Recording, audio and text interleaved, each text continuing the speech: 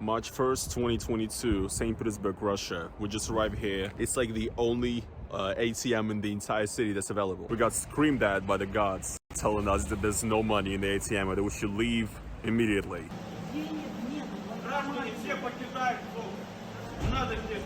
Yeah, bro, this is what it is. You know, bringing back the Soviet Union. Hey, everybody, it is your boy Roman, and I guess, guys, now, with everything that's going on in the world, you can officially call me hairy and bankrupt. It's official now, guys. The Russian economy is done, and so am I. You know, I'm going down with it. Yes, in this video, I'm gonna... I mean, he can't even make money off this, right? Like he can't, even if there were ads on this YouTube video, like YouTube will literally not pay him the AdSense money currently with the way that sanctions work. We're talking about the overall sanctions on Russia right now, the state of the Russian economy, how people are reacting to this, what's going on. And I've actually received a lot of comments and DMs on Instagram of people saying that, like, basically people saying that I only care about money and my own well-being, like I don't care about people in Ukraine or whatever. Again, I totally understand why people might be annoyed with me, but I don't really know if there's really anything else I can do. I've made my position very clear and very vocal. Dog, it doesn't matter. They hate you, okay? That's just, you know, they hate you because they ain't you. I don't know how else to describe it. This kind of fucking attitude towards like average Russians is so insanely fucked up. So insanely fucked up. Hasan loves this guy now. No, I mean, he already fucking said this is Soviet Russia. I don't give a fuck about his personal point of view. I don't even give a fuck about his like political perspective. Ultimately, it just sucks because it is the unfortunate reality of sanctions. This is the other side of the fucking sanctions.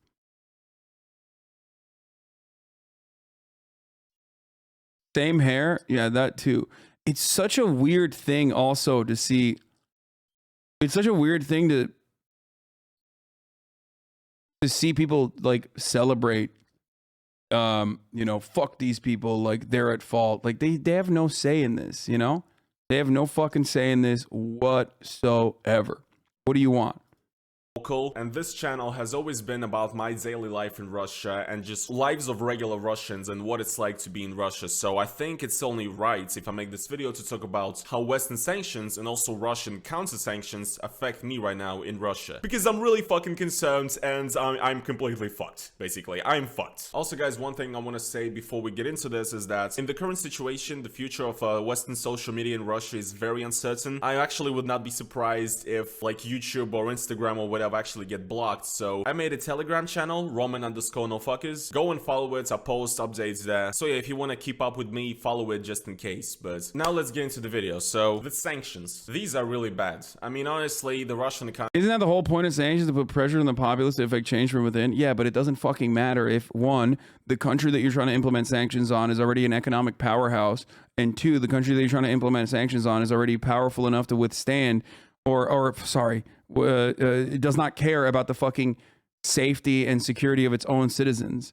So, and the only time sanctions do end up fucking working is in instances where countries are powerless in general, and they don't even fucking work to create a revolt. If anything, it just makes the leader in control of that country more fucking aggressive and authoritarian. They take authoritarian measures to squash any sort of fucking protest that comes as a consequence of those sanctions. The times when a sanction will work is like people are saying South Africa, right? Yeah, our ally. It works if the only place where a sanction can work is not if it's a foreign adversary, but if it's a fucking ally, okay? That's why I always say, like, sanctions could work on Israel. Sanctions could work on Saudi Arabia. Sanctions can work on American allies that are doing brutal and awful things. Sanctions are not usually going to work. Sanctions are not usually going to work on a country like Russia because, one, Putin doesn't really give a shit about his perspective. He doesn't really give a shit about what happens to his citizens, it seems. And also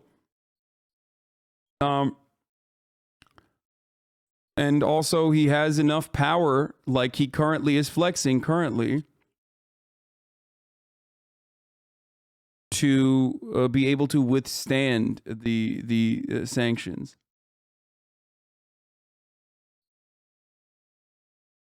Like people saying, I think sanctions might cause Russian people to try to overthrow Putin, but I don't know. It can go either way. And by the way, I do totally understand. He said he's fucked up. How are sanctions not working again? Dog, he's a perfect example of why sanctions fucking are really stupid in this situation, but there's nothing else that you can do. So I get the other side of this argument as well. That's why I'm saying like it's a little bit more complicated than just being like this is good and this is bad. He already was a fucking anti-Putin Russian guy. What changed? The only thing that changed in his life is that it's just shittier now. He's fucked.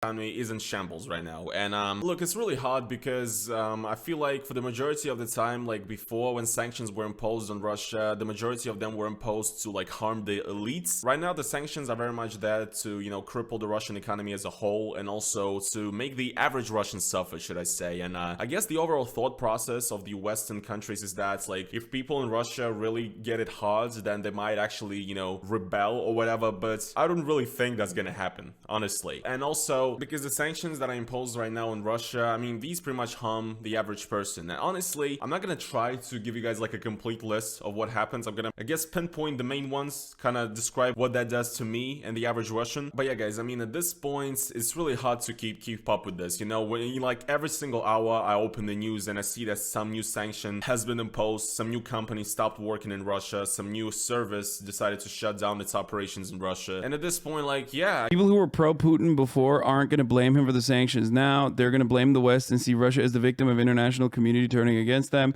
And people who were anti-Putin are already anti-Putin, and now they're anti-Putin and also on top of that getting fucked by the sanctions. Also, apartheid was deeply unpopular at that stage. Sanctions pushed the MP government over the edge. It did because economic deviation, though, and as devastation, you mean, as well as capitalist country, it affected the poorest the most. But South Africa is the best case scenario for sanctions, which is not a very solid pro-sanctions argument. Let alone like successful insurrection or insurgent movement within the country as well, on top of the sanctions that most Americans at the time would have considered terrorism, and did actually famously consider terrorism, and would definitely consider terrorism if it were to happen in the United States of America. Oh wait, similar things did happen in the United States of America. The Black Panther Party and you know, people still throughout American history consider them to be terrorists as well. So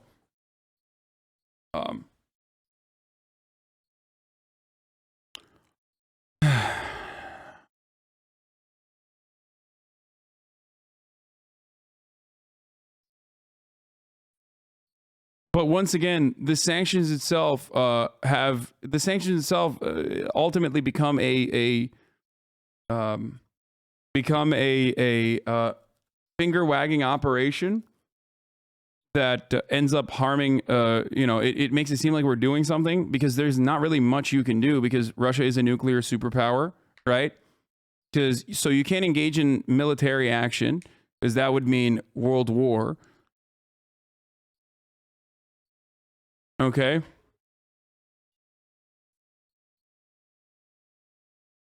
But you can do sanctions, like full-blown nuclear option level sanctions, which still has like some carve-outs for pre-existing energy agreements that they have.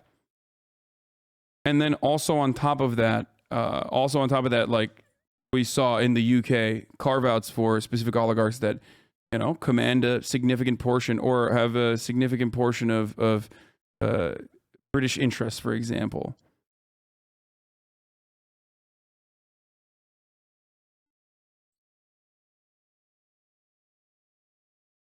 Russians suffer from sanctions. Ukrainian civilians are dying at the moment. No, I understand that. You live and work in a country with shit leaders, you pay the price, is such a fucking disgusting take. Because these people have no say in the matter. You live in a fucking disgusting country. We all live in a disgusting country with disgusting leaders. You understand that, right? He didn't pick to fucking be Russian.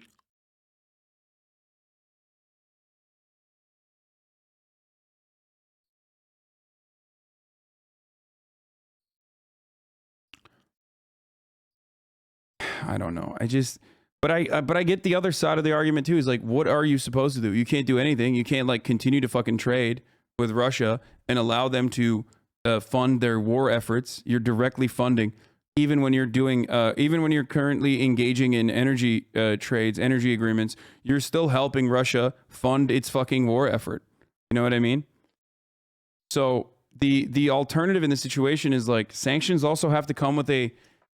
I feel like sanctions also have to come with a time limit, which kind of eliminates the purpose of sanctions, because then you can, you know, reshape your economy against a specific time limit. But at the very least, like an end point, which is, hey, sanctions will end the moment that you decide to agree to terms of a ceasefire. Americans would never support the same against their country, even though their government deserves it the most. Exactly. Sanctions are an act of collective punishment, but because Western nations are the ones that have the power to be able to enact sanctions, they are the ones who have written the rules, and therefore they are the ones who are able to do collective punishment. In any other circumstance, you would consider that to be an act of war, you would consider that to be unjustifiable, but because America gets to do it, it doesn't matter. It's disproportionately felt by average citizens.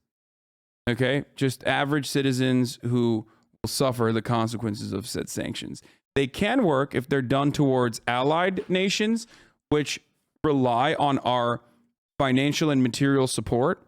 That's why I say, like, if nations are aligned almost entirely with the United States, a sanction would be successful in stopping their initiatives. Even before you hit a sanction, actually, all you need to do is shut off the faucet. Like for Israel, for example, or Saudi Arabia, for example. That would 1000% put a immediate fucking break on the actions that Saudi Arabia is engaging in Yemen, or the actions that Israel is engaging in Palestinian territories. But we will never do that, of course. So that's besides the point, because those guys are doing the right thing. And those are not bad guys, but instead good guys doing the good thing, because they're, you know, because they're our allies. Bad ending Hasan takes? What?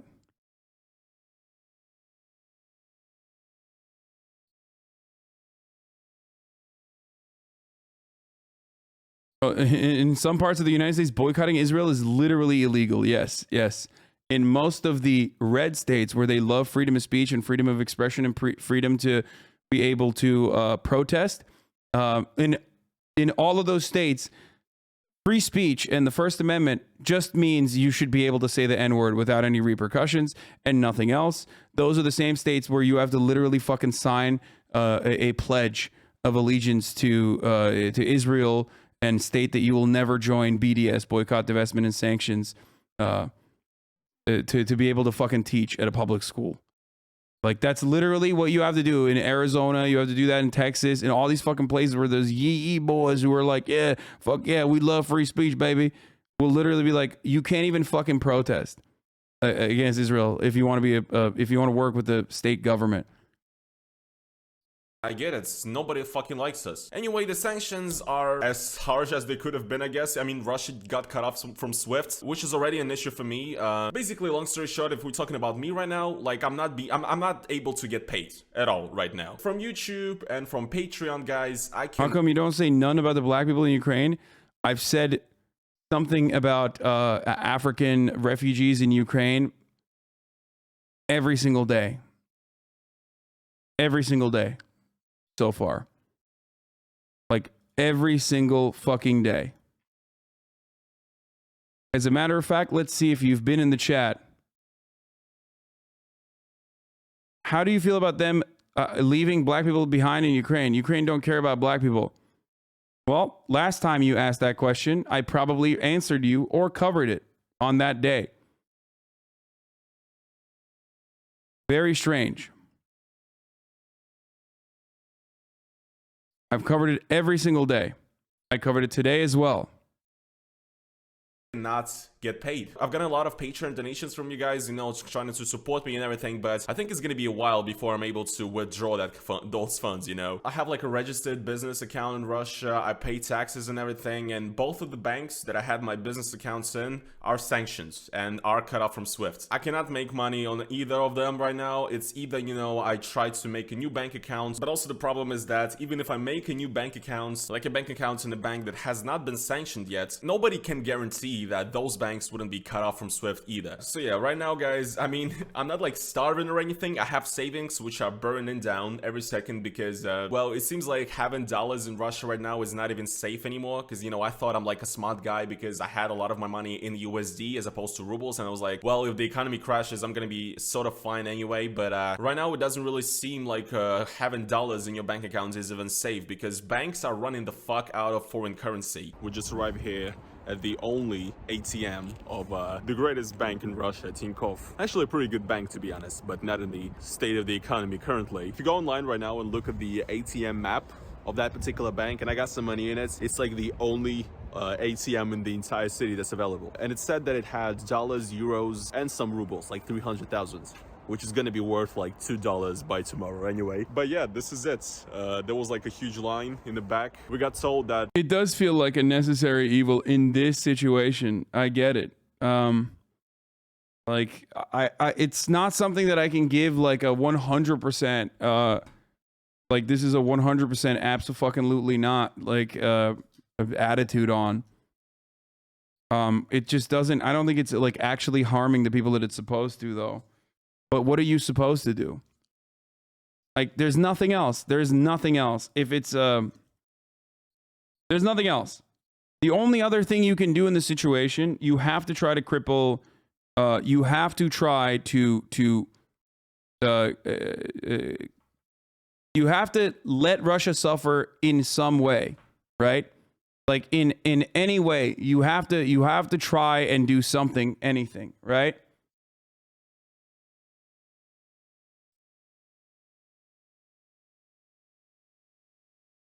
But the idea that like people are gonna revolt and all this shit, like it's not gonna. I don't think it's gonna materialize. It's not gonna stop. It's not stopping Russia from invading.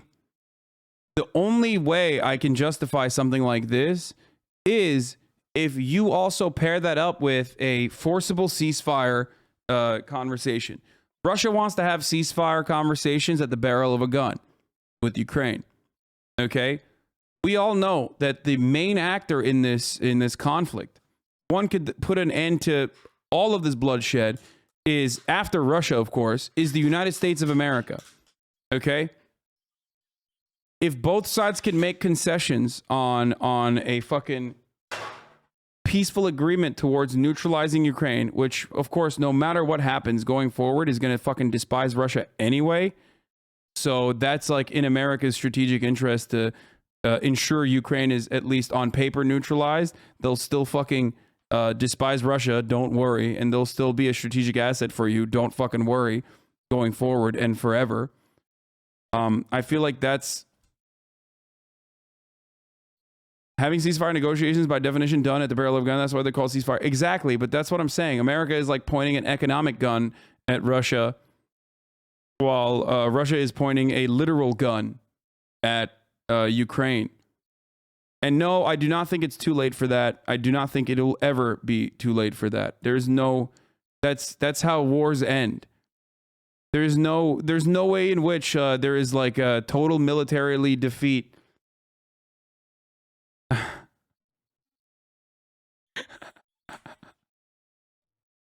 That's fucked up but funny. Like, zoink, Scoop, this doesn't feel like a military exercise. Yo, that is kind of fun. This is the first meme I've seen that's kind of funny about if I was, you know, trying to, you know, do propaganda for one side. It's nothing.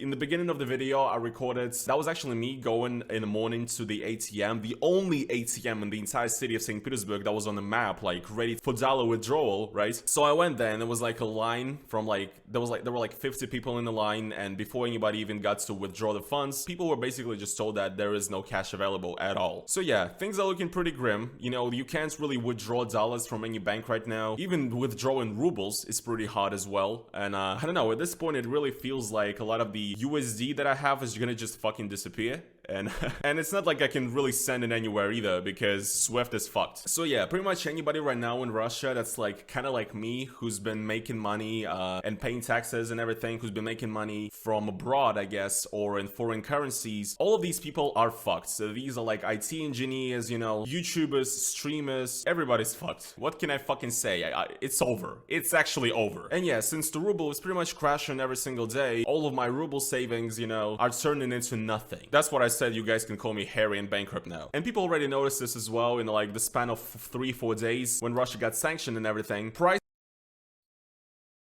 Basic logic 1. I'd rather die fighting than live a coward. I stand with the Ukraine people who wish to fight against invaders. You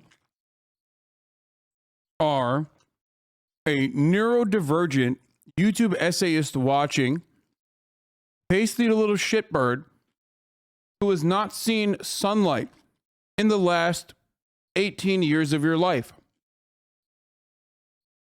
You can fucking do the basic logic shit and be like, I stand with the fucking Ukrainian people. But if you're not fucking joining the Foreign Legion and taking up arms, then shut the fuck up. Okay? We're talking about people literally just like being goaded by those who have absolutely no fear of Russian involvement, hyping this shit out.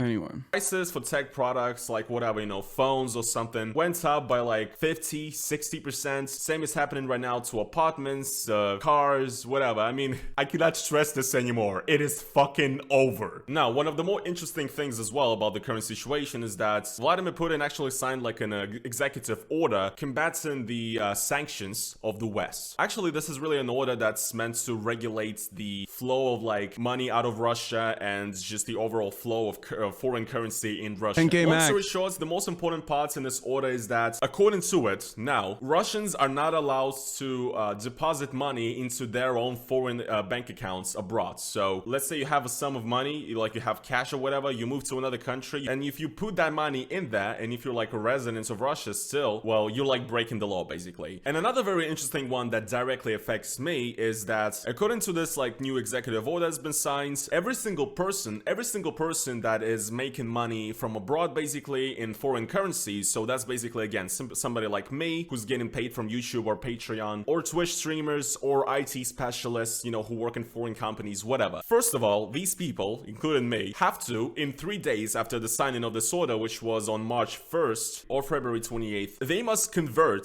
80% of all of the foreign currency earnings that they've had since the beginning of 2022 to rubles. You get it? So if you were making money from the start of the year in like dollars or whatever, you cannot keep that money in dollars. You have to exchange in your bank 80% of that income from the start of the year to rubles. And second, every single new payment that you're going to be receiving now in dollars as a YouTuber, IT specialist, whatever, if you're getting money from abroad in a foreign currency like dollars, now when you receive those dollars, within 3 days of receiving the funds, you also have to sell 80% of those funds. I mean, not sell, but exchange 80% of that income to rubles. I'm speechless. I am speechless. Now, I clearly understand. That is, if he can get the money, which a lot of Western countries have already said, no, you're not getting the money. They've completely shut off payment too. I want you to see the human toll of this from the point of view of like a YouTuber because you recognize, you watch a lot of YouTubers, you probably watched this dude before, watch Twitch streamers, so you understand it a little bit better when it's like someone that you have a personal involvement with, and it's not just some random babushka in the middle of the fucking street being like, we're gonna die. Understand why this was done. Basically, actually one of the hottest sanctions, one of the harshest sanctions that was announced on the Central Bank of Russia, which is like the main bank of Russia that actually regulates the use of currency and funds in Russia. And also what they do usually is that the bank of A YouTuber is not a regular person, but it's one that you were probably going to feel more familiar with. Russia, it has, well, they had a pretty big like reserve of foreign currency, like dollars and euros and Chinese yuan. So basically they would use that currency in order to essentially just sell them and to buy rubles to sort of keep the rates up, because right now obviously with the panic in the economy and everything, a lot of people are changing their rubles to dollars, but the supply of dollars is so low that in most banks, like when you go to buy dollar on the app, it says that you can buy a $1 for like 150 rubles. It's over. It's fucking over. Holy shit. Anyway, so one of the hardest sanctions that the West imposed on Russia is that actually the United States and the European Union decided to seize basically all of the dollars that the Central Bank of Russia has. So essentially what this means is that the Central Bank of Russia doesn't really have the foreign currency anymore to keep the ruble rates up from basically hyperinflating. So essentially what they did with this like new law or order, they basically don't have dollars, so they're getting them from the citizens of Russia in order, I guess, to make their own dollar fund bigger and to battle the devaluation of the ruble. It's really smart, isn't it? So yeah, I mean, I did it, but it's like, yeah, what can I fucking do at this point? And you know, guys, even if I get a new bank to which I'm actually able to withdraw money from Patreon and YouTube, you know, the thoughts of having to convert all of that money that I'm getting into rubles instantly, a currency that is super, you know, fluctuating right now, you know, it doesn't sound particularly fun to me. So yeah, I mean, I understand, guys, that maybe this video might seem one-sided to you guys or whatever. You guys might say that it's like insensitive to talk about this or whatever, but this is what my life is like at the moment. It's really weird, it's almost surreal, and it's frustrating, and I just want to share it with you. So yeah, I really don't know what the further move is now. What I did is that I actually opened up crypto wallets for donations. So if you guys want to donate some crypto to me, be my guest, I guess. I mean, again, I'm not gonna pretend like I'm fucking starving over here, not yet. So yeah, you might need that money more than me. Some other people might need it more than me, but yeah, if you're like a fucking crypto billionaire and if you're into it and if you somehow share my pain in the situation, I guess, so I'll put them. Suck it the fuck up, eat some bread and go protest your dog shit country. Almost like this guy should have realized he's living in a shithole. I want you to understand something, hip to hop. You're a monster. You're a disgusting piece of shit. And you will never, ever understand what it's like to not live in the United States of America. Because other countries can never do to America what we do to others. You would never consider that to be acceptable if it happened to you. Okay?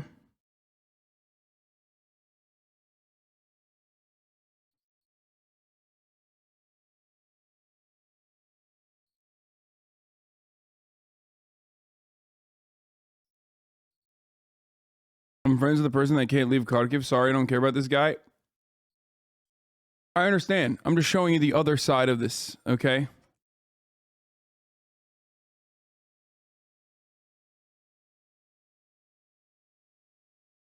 Like, he has functionally no fucking power whatsoever. He already has stuck his neck out specifically by, you're literally calling for sanctions on Israel. What about those people, lol? Dog, I've described my position on this a million times over. Israel will never get the kind of sanctions that we're talking about with respect to Russia. The number one sanctions that you can do on Israel is by pulling American support first and foremost. That would be enough to stop Israel's actions dead in its fucking tracks, which will never happen regardless. Okay? That's our that's not our foreign adversary, that's our ally.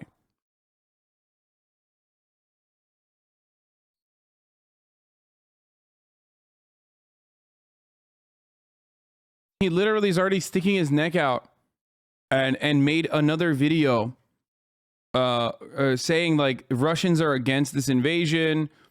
Russians don't find this invasion to be justifiable. Like, he already made a fucking video. Them like in the description and in the comments down below. So yeah. So like what that is significantly more powerful than anything you will ever do for the rest of your fucking life. He's already sticking his head out. He's sticking his neck out.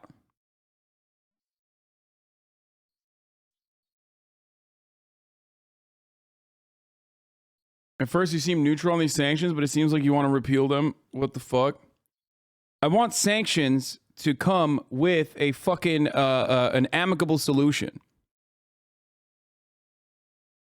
I understand that we are all powerless in the face of Russian action, okay?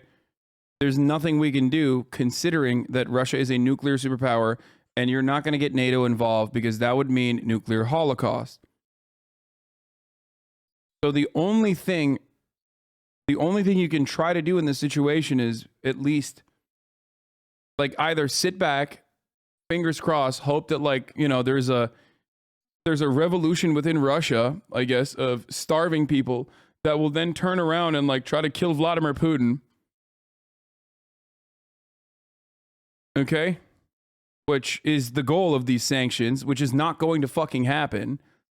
I hope it would, but I don't think that's, you know, that's something that could happen.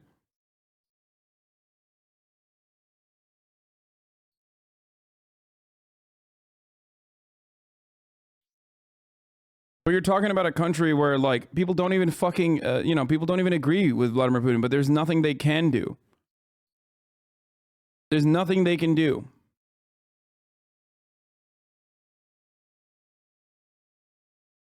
If anything, some of the sanctions I fear will, like, you know, restore support and make it seem like the entire West is against them. Like that's something that Russia can propagandize alongside.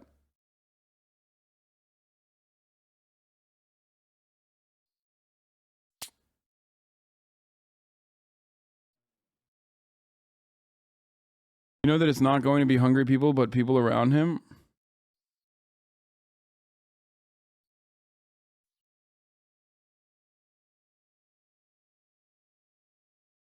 What's your opinion on Hungary and how it blocks and supports NATO and EU at the same time? It's pretty interesting how Orban wants to handle the situation without angering Putin. I mean, yeah, they're fucking relying on Russia for energy, if I'm not mistaken.